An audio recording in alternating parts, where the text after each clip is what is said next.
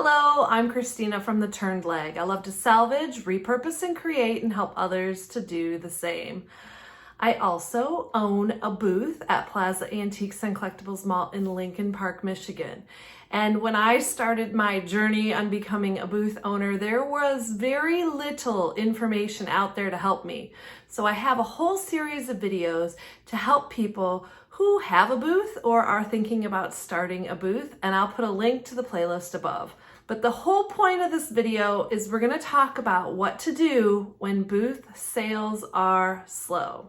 Being an entrepreneur, owning a small business is hard, and it is a roller coaster. There are months or days or even seconds where you're like, yeah, I'm rocking this. And then things completely take a nosedive and you're ready to throw things in and say, hey, let's just get a regular 9 to 5. If this sounds familiar, you're not alone. We're all in the same boat. We all struggle with this. I hope this video will help you kind of change your mindset when things are slow and look for ways to continue to grow your business. Times have been unusual, to say the least, for small businesses. So things that applied, like an old saying I heard a while back, was months that start with the letter J usually are slow. So that would be January, June, and July. That did hold true until fairly recently. And now, who knows? There are so many factors involved in your small business. But I hope the tips I give you will help you today.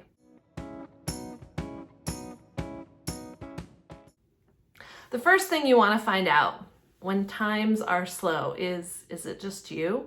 A lot of times I have found that I will take a second and kind of talk with other dealers at my antique mall and realize it's not just me. Phew! Everyone is kind of struggling this month. So you want to find out if it's just you or if it's just a slow month for whatever reason. Another thing you want to do, besides talking to people at your booth, is find out what's selling. A good way to do this, as I've mentioned before, is hang out at the antique mall. See what people are buying, what they're purchasing. Maybe you have an opportunity to work at your antique mall for a couple hours a week. This will really help you to kind of get an idea of what is selling and what is hot. Things seem to go through patterns. People might be buying a whole bunch of license plates one month and Pyrex the next. It's really a good idea to kind of have an eyeball on what is selling and what is doing well. And then maybe put some of those items, if you have them, in your booth or on display. Are you enjoying this video? If so, please take just a second and click that like button. Also, click the subscribe button. If you click the bell, you'll be notified every time I upload a new video too. This really helps me to grow my channel to help others to salvage, repurpose, and create. And that brings us to our next point. Do you have diversity of items in your booth?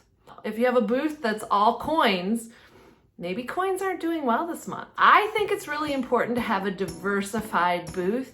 In my booth, I sell salvage, I sell antiques,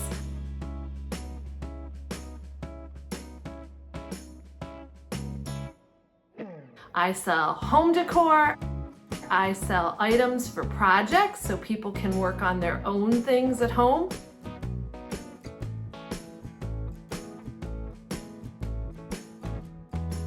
And I also sell hand-painted furniture.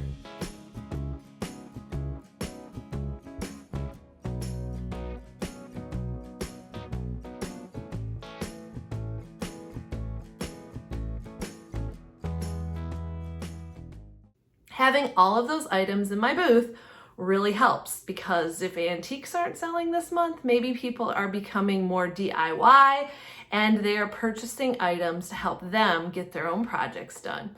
It really does seem to balance out a little bit better for me. Point number 3, what about another income? Now don't get scared. I know you're doing a ton of work in your booth. It is a lot, but there are some simple things that you can do to add another type of income into your small business.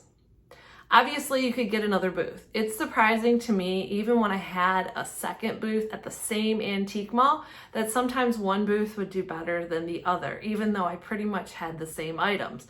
So that's an option. You also might want to explore the idea of having another booth in another antique mall. I hear from many dealers that have two booths that sometimes when one doesn't do so well, the other one's doing great. They also like the idea that they can move items that aren't selling at one booth to the other booth and usually have success. What about having a website? I know a lot of booth owners are hesitant about putting the items that they currently have in their booth on a website, but have you thought about maybe your new items, listing them on your website for a limited period of time before they go to your booth? That will create a sense of urgency and encourage people to purchase them.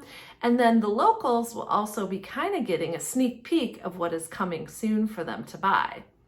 Another option might be to put your seasonal items like Christmas on your website all year round. That way you're making sale on items that normally you're just storing.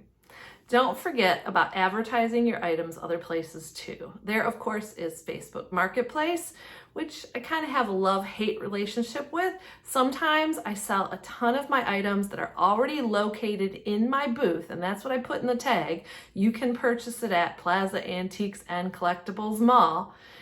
I sell them right off Facebook Marketplace. It gets people in. I tell them they have to go to the mall to purchase it, and it's free advertising. Other times I'll post things on Facebook Marketplace and not get a lot of hits, but sometimes I think it's really worth the risk to invest a few minutes of your day in putting those items online just for the chance that you might sell. And of course, tying right into Facebook Marketplace is social media.